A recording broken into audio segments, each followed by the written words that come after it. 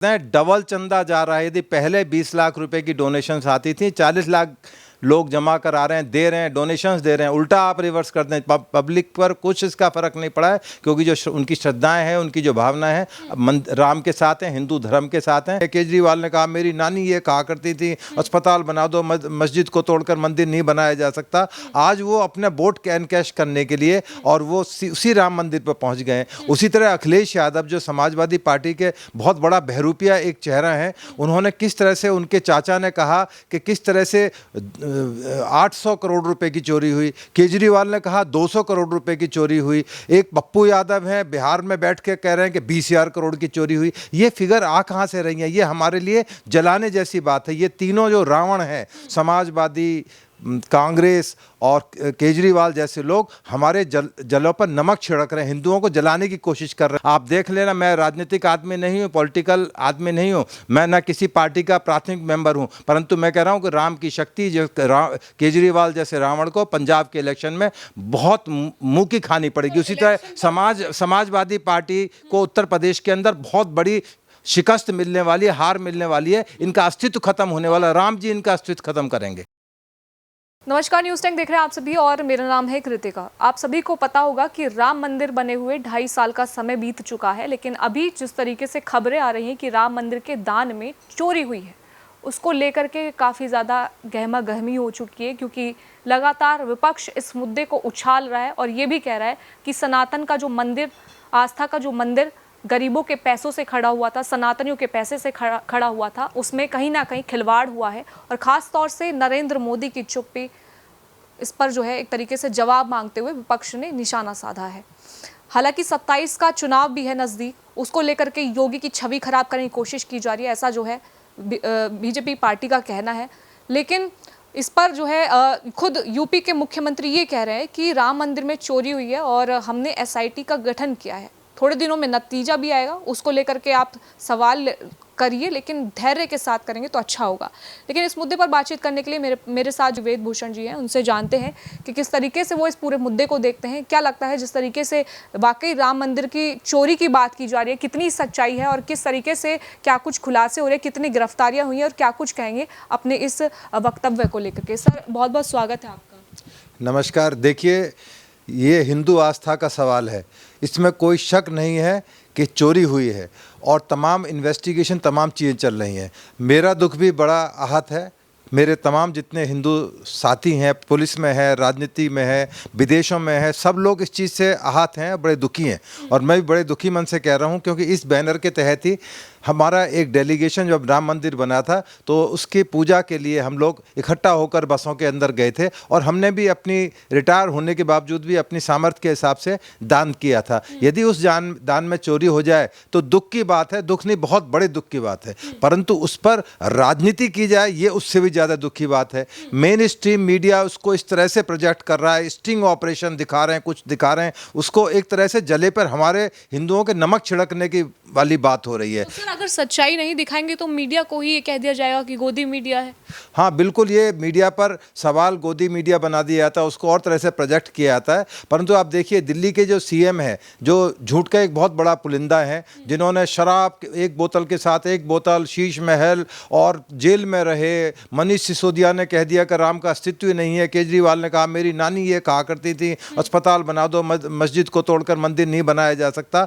आज वो अपने वोट कैश करने के लिए और वो उसी राम मंदिर पर पहुंच गए। उसी तरह अखिलेश यादव, जो समाजवादी पार्टी के बहुत बड़ा बहरूपिया एक चेहरा है, उन्होंने किस तरह से, उनके चाचा ने कहा कि किस तरह से 800 करोड़ रुपए की चोरी हुई। केजरीवाल ने कहा 200 करोड़ रुपए की चोरी हुई। एक पप्पू यादव हैं, बिहार में बैठ के कह रहे हैं कि 20,000 करोड़ की चोरी हुई। ये फिगर आ कहाँ से रही हैं? ये हमारे लिए जलाने जैसी बात है। ये तीनों जो रावण हैं, समाजवादी, कांग्रेस और केजरीवाल जैसे लोग, हमारे जलों पर नमक छिड़क रहे हैं, हिंदुओं को जलाने की कोशिश कर रहे हैं। पर याद रखना, ये राम है, इसका अंत सुखद होगा, क्योंकि चोरी हुई है उसका हिसाब किताब लिया जाएगा, एक एक पैसे का हिसाब किताब होगा। एसआईटी है, पुलिस इन्वेस्टिगेशन जांच कर रही है, हालांकि सीबीआई की जांच की जा रही है, परंतु मेरा मानना दूसरा है, क्योंकि जब सीबीआई की जांच होती है तो मुंह जरूर बंद हो जाते हैं, पर उसकी जो इन्वेस्टिगेशन जो लोकल पुलिस करती है वो सही ढंग से और सही जगह पहुंचती है। उत्तर प्रदेश पुलिस इस चीज़ के लिए जानी मानी जाती रही है। आपने देखा सुशांत राजपूत केस के अंदर दिल्ली के एक आईपीएस अफसर के जो सीबीआई में डेपुटेशन थी, उनके अंडर में टीम बनाई गई, आज तक उस केस में रिया चक्रवर्ती के खिलाफ कुछ नहीं हुआ, क्योंकि उसमें कुछ था ही नहीं। इसी तरह से ये जो कैलकुलेशन गिनती बताई जा रही है, इतने हजार करोड़ रुपए, इनको कौन सा ज्ञान आ गया है। परंतु मैं एक बात जरूर कहना चाहूंगा कि राम ने कम से कम इन सोए रावणों को जगा दिया है, सारे हिंदुओं को इकट्ठा कर दिया है और ये साबित कर दिया है कि राम का अस्तित्व भी है। इसलिए दौड़ दौड़ कर ये लोग अब राम मंदिर की बात कर, जो पहले राम की खिलाफत करते थे, 70 साल मंदिर बनने में लग गए, 500 साल तक इंतजार किया, कम से कम इन दुष्टों को, इन राक्षसों को इस राम मंदिर ने इकट्ठा कर दिया, तो राम का अस्तित्व है। इन रावणों का मुंह बंद होगा, तमाम चीजें क्रिस्टल क्लियर होंगी। और बड़ी बड़ी बातें की जा रही हैं, चंपत राय का इस्तीफा हो, फलां का मिश्रा का इस्तीफा हो, ये छोड़ के चले जाएं। परंतु मेरा सवाल यह है कि इसमें जो राजनीतिक लोग कूद पड़े हैं, जिनको पुलिस की इन्वेस्टिगेशन की एबीसी नहीं पता, वो इस मामले में इतना बड़ा ज्ञान दे रहे हैं कि जैसे उन्होंने कितनी इन्वेस्टिगेशन, कितनी जांच कर रखी हो, कितनी चार्जशीट उन्होंने तैयार कर रखी हो। दे आर बिग जीरो, बहुत बड़े जीरो हैं और वो बहुत बड़ी गलती कर रहे हैं, क्योंकि राम माफ नहीं करेंगे। राम के नाम को एनकैश करके ये लोग राजनीति में आना चाहते हैं, तो अपने आप को चमकाना चाहते हैं। आप देख लेना, मैं राजनीतिक आदमी नहीं हूँ, पॉलिटिकल आदमी नहीं हूँ, मैं ना किसी पार्टी का प्राथमिक मेंबर हूँ, परंतु मैं कह रहा हूँ कि राम की शक्ति जो केजरीवाल जैसे रावण को पंजाब के इलेक्शन में बहुत मुंह की खानी पड़ेगी। उसी तरह समाजवादी पार्टी को उत्तर प्रदेश के अंदर बहुत बड़ी शिकस्त मिलने वाली है, हार मिलने वाली है, इनका अस्तित्व खत्म होने वाला। राम जी इनका अस्तित्व खत्म करेंगे। आप चुनाव की बात कर रहे हैं, पंजाब में चुनाव तो होता रहेगा, लेकिन अभी देखिए आप चुनाव से पहले राम मंदिर के दर्शन करके जो है अरविंद केजरीवाल आए, उन्होंने कहा है कि अब वो पंजाब में लवकुश का और माता सीता का मंदिर बनाएंगे। क्या कहेंगे इसको लेकर? जब इलेक्शन आते हैं तो कनॉट प्लेस के हनुमान मंदिर में पूजा करने आ जाते हैं,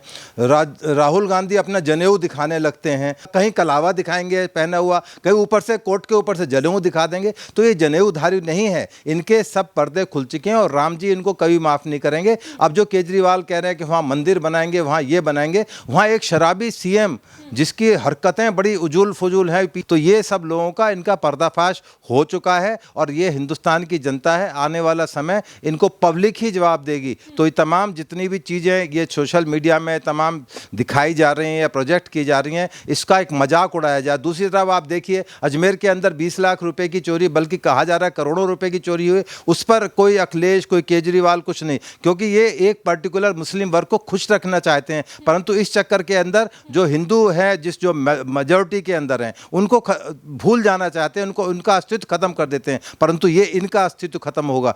अब वो हिंदू नहीं रहा, चाहे वो नौकरी के अंदर है, चाहे राजनीति में है, इनको ऐसा जवाब मिलेगा, भगवान राम इनको जीवन नहीं जमीन के अंदर गाड़ देंगे। ये आप देखना इलेक्शन में क्या होगा। तो आप ये कह रहे हैं कि अगर राम मंदिर में चोरी हुई है, चंदे की चोरी हुई है, तो अजमेर शरीफ दरगाह में भी चोरी हुई है? वहाँ भी चोरी हुई है। एक कांग्रेस स्टेट है तेलंगाना, वहाँ भी एक मंदिर में प्रकरण चल रहा है कि सोना, वहाँ से 5 किलो सोना मूर्ति से चोरी कर लिया गया। उसके बारे में इनके मुंह में दही जमी हुई है, परंतु केवल और केवल राम मंदिर इनको याद आ रहा है। तो ये राम मंदिर का जो मसला है, ये अपने जड़ें खोद रहे हैं, अपने ज़िंदगी को तबाह करने की कोशिश कर रहे हैं। इसके बाद इनका खुद का अस्तित्व निमट जाएगा। ये जो जितने भी रावण, कुंभकर्ण, मेघनाथ बैठे हुए हैं, ये तमाम के चेहरे आप देखना इलेक्शन के बाद में क्या पोजीशन आ गई इनकी। ये बल्कि देश छोड़कर भागेंगे, पता नहीं कहाँ भागेंगे, जेल में रहेंगे। लेकिन एक सवाल और आ रहा है निकल के कि जो विपक्षी पार्टी है, उनका ऐसा कहना है कि राम मंदिर के नाम पर करोड़ों से जो है चंदा मांगा जा रहा है, वीएचपी द्वारा, आरएसएस द्वारा, बीजेपी द्वारा कई सालों से मांगा जा रहा है, उसकी भी कोई रसीद नहीं है। उसको लेकर के क्या कुछ कहेंगे? हाँ देखिए, ये एक ऐसा कंट्रोवर्शियल सब्जेक्ट है जिसके बारे में किसी को कोई जानकारी नहीं है। केवल क्या संदाज के आरएसएस ने चोरी कर ली, बीएचपी ने चोरी कर ली, चंपत राय चोरी करके ले गए। केवल और केवल जो इस देश का कानून है, इस देश की अदालतें सबूत के आधार पर चलती हैं। बहुत से लोग ये शुरू में ये कह रहे थे कि एफआईआर करने में देर लगा दी, ये कोई इनऑर्डिनेट डिले नहीं है इसके अंदर, ये एक स्वाभाविक प्रक्रिया है। पहले प्रिलिमिनरी जांच की जाती है इस तरह के मामलों में, क्योंकि बहुत सेंसिटिव और डेलिकेट मामला है। एफआईआर दर्ज करना पुलिस के लिए बहुत मुश्किल काम नहीं होता, परंतु तमाम जो प्रिलिमिनरी इंक्वायरी है उसके लिए सुप्रीम कोर्ट में भी तमाम तरह के जजमेंट्स हैं, और भारत का जो नया कानून है भारतीय नागरिक सुरक्षा संहिता, वो भी इस तरह का प्रोविजन है कि पहले आप प्रिलिमिनरी जांच करके किसी फैक्ट को एस्टेब्लिश करके तब एफआईआर कर सकते हैं। परंतु एफआईआर पर सवाल पैदा कर रहे हैं कि क्यों डिले हो गया, वो जो पैसा 80 लाख रुपया बरामद हुआ है वो पहले क्यों नहीं रिकवर कर लिया। तो ये तमाम जो क्यास अंदाज केवल हिंदू धर्म को एक तरह से उनको नीचा दिखाने की हिंदुओं को कोशिश की जा रही है, परंतु इनका जवाब भगवान राम ही देंगे। प्रियंका गांधी कह रही हैं कि गरीबों का दान गया है राम मंदिर के लिए, किसी कॉरपोरेट कंपनी का नहीं गया है, महिलाओं ने दान दिया है, आम लोगों ने दान दिया है। लेकिन जिस तरीके से प्रधानमंत्री नरेंद्र मोदी की इस पूरे मुद्दे पर चुप्पी है, तो जवाब कब देंगे पीएम मोदी? आपको क्या लगता है? क्योंकि योगी राज में तो एक तरीके से ये चोरी हुई है, कहीं ना कहीं चुनाव भी है, और योगी जी ने ये भी कह दिया है कि राम की चिंता उनको नहीं करनी चाहिए जिन्हें राम से नफरत है या राम को जो काल्पनिक बताते हैं। हाँ बिल्कुल, ये बिल्कुल सही उन्होंने जो कुछ भी उनका वक्तव्य है मैं उससे बिल्कुल एग्री करता हूँ। जिन लोगों को राम भाते नहीं थे अब उनको राम भाने लगे, राम अच्छे लगने लगे, राम मंदिर अच्छा लगने लगा है। जो पहले अदालतों में इसका विरोध करते थे, सुप्रीम कोर्ट तक उनके वकील कपिल सिब्बल जैसे लोग उनके खिलाफ खड़े होते थे कि ऐसा कुछ नहीं है, बाबरी मस्जिद ही सत्य है, तो उन सब के मुँह पर अब वो ताला हट गया है उनके मुंह से। कम हिंदू इकट्ठे हो गए, कम से कम उनको इस चीज़ का आभास हो गया है कि अब हिंदुओं के बिना इस हिंदुस्तान के अंदर उनका वर्चस्व नहीं है, ना वो इलेक्शन जीत पाएंगे। तो इसलिए वो राम की शरण में आ गए। मैं तो इसको उल्टा घुमा कर कह रहा हूँ कि अच्छा है, कम से कम इस बहाने ये जो राक्षस थे ये इकट्ठे होकर हिंदू बन गए, इनको असली हिंदू रूप इनका आ गया। भगवान इनको सद्बुद्धि दे, कम से कम हिंदुओं के साथ ये रहें, हिंदू देश के लिए, हिंदू राष्ट्र के लिए लड़ें।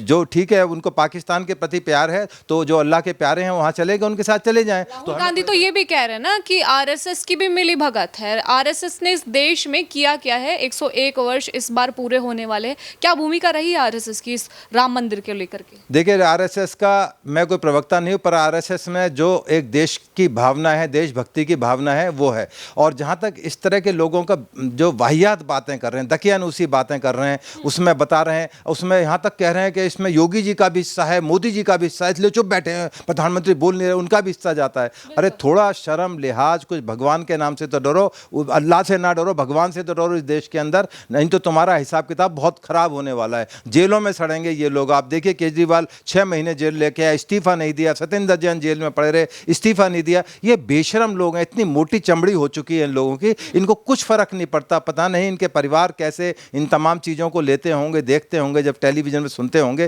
कि मेरे पापा, मेरे जो फैमिली के मेंबर हैं कितने झूठे हैं। तो भगवान राम भी इन लोगों को माफ़ नहीं करेगा। आने वाला वक्त इनके लिए बड़ा खतरनाक होगा। सर अभी जैसे राम मंदिर ट्रस्ट है उसमें सभी लोग हिंदू हैं, कुछ मुस्लिम्स जो है वो ये कह रहे हैं कि अगर इस ट्रस्ट में अगर कोई मुस्लिम होता तो बहुत बवाल हो गया होता, उसके घर पर बुलडोज़र चल गया होता, लेकिन सभी लोग हिंदू हैं इसलिए जांच जो है धीमी पड़ी हुई है।